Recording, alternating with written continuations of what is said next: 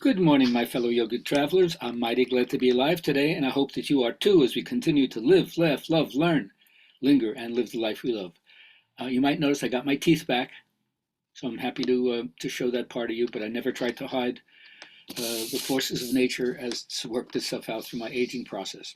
I'm glad we're back. All right, so to begin with, our clutter mindset means we attract certain people into our lives for a reason. The fact that any of you are listening out there in some way, there's our connection right there.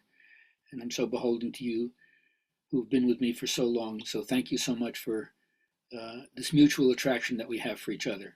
Understand the reasons why people come into your life and be thankful and bless them for that. All right, for the journaling people out there, one of my big things is about play and display. From the ages of 4 to 12 or so, what so captivated your attention that you could be with that mindlessly for hours at a time without the need for anyone else to be around? And that was then. Now the extension is, what do you do for fun and play now? Let me know. I'd love to hear all about it, and I'd be glad to tell you where my affinities lie. All right. So first, just past the commemoration of the passing of BKS Iyengar on August 20th. Always like to honor him, his daughter, and his son for what they taught me, as well as all the senior teachers in the Iyengar tradition. Thank you so much. So one of his things is what was taught us: the constant renewal of effort, the perpetual striving for improvement and inner purification. His MO is like, don't be satisfied with the idea of what you've attained. Because if you're just content with the known, then the way to the unknown will not be open for you. So you got to purge your old self, as he would say, and don't listen to the voice of complaint or laziness. Great advice.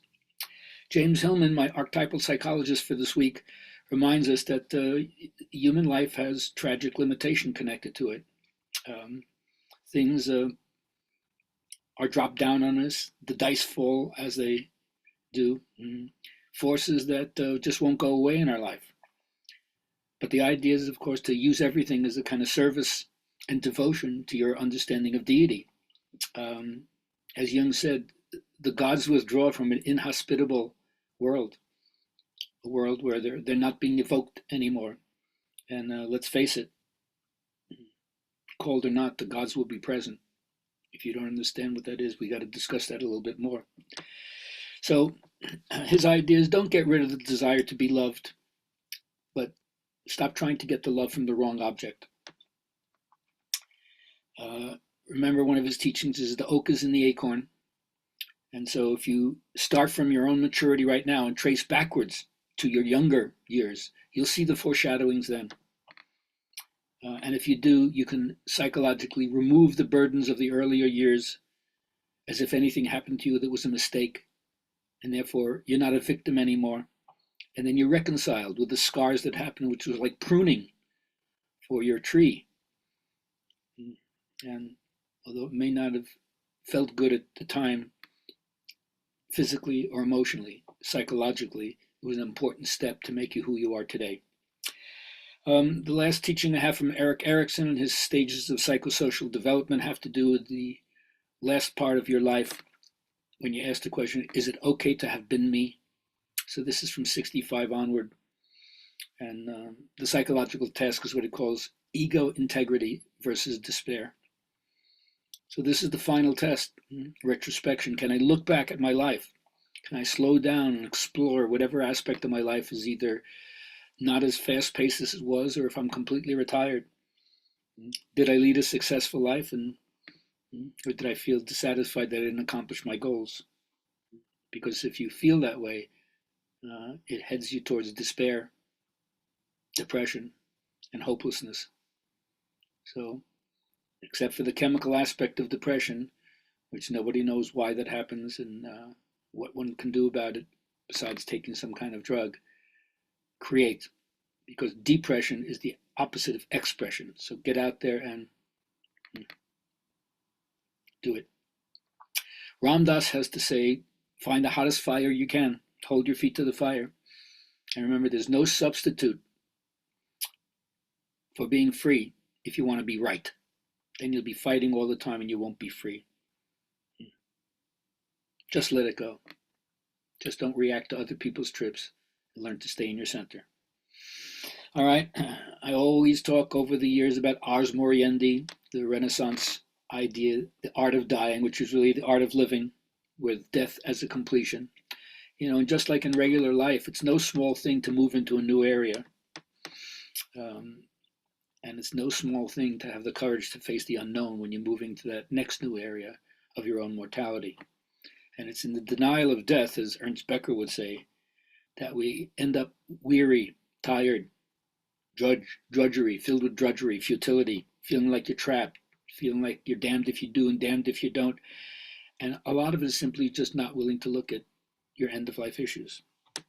It's like holding the lid down on a pressure cooker. And you spend so much time not allowing that pressure to come out that it leaches the vitality out of the rest of your life and there's nothing left for creativity. So continue to express yourself. And remember, in terms of affirmation, when you look at other people, it's so easy to judge, especially what we think of as the crutches that they have, that we think they shouldn't use it. But it's probably more important to look at our own crutches.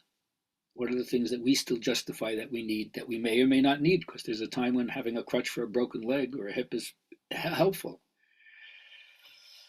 But as Swami Satchidananda says, don't change anything in your life. Just add yoga, and then what you don't need so badly will fall away when you don't need it. That's the whole idea. So remember, friends, your conscious mind is the tip of your iceberg, and your subconscious mind is a treasure trove called Kaya Sampat, the treasures of the body. And the mind is the repository of all wealth, all abundance, all clarity, all joy. And it's waiting for you. It's as if you have an inner genie that says to you, your wish is my command. Be careful what you wish for, because you may end up getting it. Have a great day. Oh, it's story day. How could I let go without telling the story? Look at me. Sometimes I can't get the order right, but what can you do? That's how it is. The elephant and the blind man. I guess this is a reminder about not letting your intellect think that it understands everything when it has just a small piece of the action that it sees, and even that might be misinterpreted. Hence the story of the elephant and the blind man. This town that had a lot of blind people in it heard that an elephant was coming, and they all wanted to know, what is this marvel that we hear about? So the blind people went out, and one touched its leg and said, oh my God, it's like a trunk of a tree. Another one touched its side flank and said, oh, it's like a wall. Another one touched its moving nose and said, oh, it's like a snake. One of them touched the spear, the tusk, and said, oh, it's like a spear. One of them touched the ear and said, it was like a winnowing fan. So they all touched a part, but each part was not representative of the whole, and they couldn't even see what they were touching. And that's supposed to be a metaphor for the way the rational mind thinks that it understands a piece and then justifies making a conclusion about the whole. I hope you find your way to not let your intellect pick things apart, but find the unity that's represented in all those things, if you could put them together and then transcend them to experience what that is without a name or form.